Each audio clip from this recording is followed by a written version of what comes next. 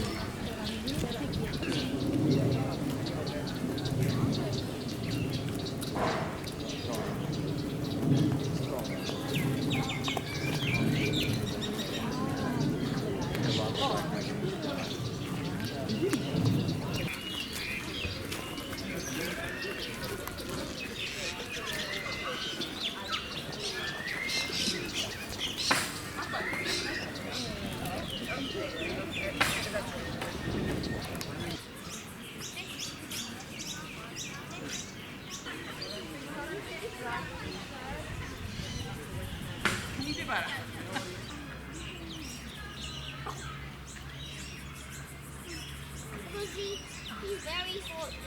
It all starts here.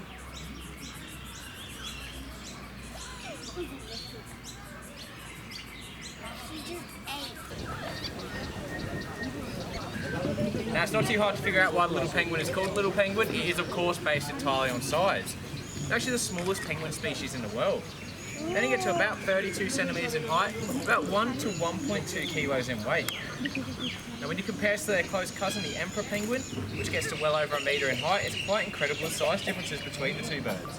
Wander up and down the beach, letting out a distinct call. Eventually they'll hear a return call and know that that's their mate and that's the burrow they have to return to. Now those vocalisations are especially important this time of year because we're actually in the middle of the breeding season. Here at Featherdale we've already had some eggs laid and hatched, so it's a very exciting time for us.